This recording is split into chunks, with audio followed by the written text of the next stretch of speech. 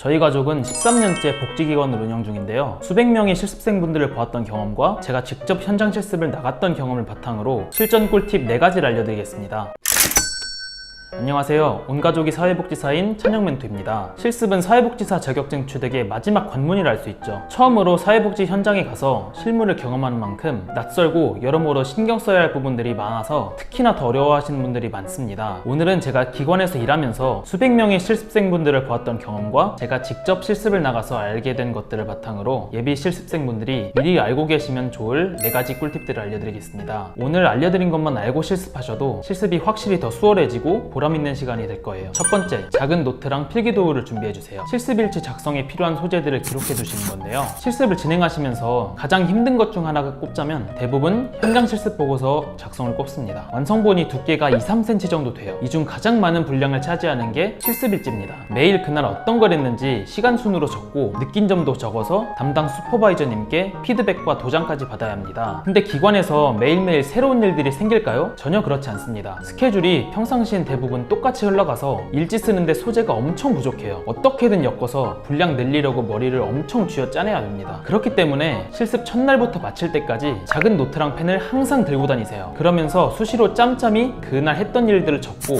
일지에 쓸만한 소재들을 끄적여 놓으세요. 이게 별거 아닌 것 같아 보여도 도움이 엄청 많이 됩니다. 저는 지역아동센터에서 실습을 했는데 제가 그날 아이들이랑 어떤 얘기를 나눴는지부터 식사에 나왔던 반찬들까지 다 적었어요. 느낀 점에 어떤 내용 쓸지도 미리 체크했습니다. 저는 실습 중간부터 메모를 하기 시작했는데 실습일지 작성할 때 훨씬 쉽고 빠르게 끝낼 수 있더라고요. 이렇게 소재를 많이 적을수록 쓸 말이 많아져서 훨씬 쉽게 적을 수가 있습니다. 실습일지만 수월하게 작성해도 전반적으로 큰 짐을 하나 더는 거예요. 자, 두 번째, 사진 찍기입니다. 일지 작성할 때 사용할 사진들을 많이 찍어두세요. 앞에서 알려드린 것과 맥락이 비슷한데 사진은 다다익선입니다. 많으면 많을수록 좋아요. 일단 실습일지 작성할 때 매일 사진을 하나씩 넣고 그 사진에 대해 설명을 다 적어야 합니다. 그래서 글 쓸 소재들이 많은 사진들을 고르는 게 작성할 때 도움이 됩니다. 그럼 다양하게 여러 개 사진을 찍어 놓을수록 좋겠죠? 뭐 이것도 있는데 남는 건 사진밖에 없다고 하잖아요. 이 한 달간의 실습이 두고두고 추억이 됩니다. 처음 사회복지 현장에서 실무를 경험한 만큼 많이 기억에 남을 거예요. 다만 고학년 아이들은 사진 찍는 걸 싫어한다는 거 참고해주세요. 자, 세 번째, 돌발 상황에서의 대처 방법입니다. 선 보고 후조치입니다. 사소한 거라도 무조건 보고하세요. 은근 많은 분들이 실수하시는 부분인데요. 실습생은 지시받은 일 외에 조금이라도 헷갈리거나 이걸 내가 해결할 수 있을까 싶으실 땐 담당 슈퍼바이저님이나 주변 복지사분들께 먼저 보고를 하시고 도움을 구하시는 게 옳은 방법이에요. 어떤 복지 분야를 막론하고 재소자들 사이에서 종종 돌발 상황이 발생을 합니다. 예를 들면 아이들끼리 싸움이 났다거나 어딜 다쳤다거나 혹은 어르신께서 볼일을 보셨다거나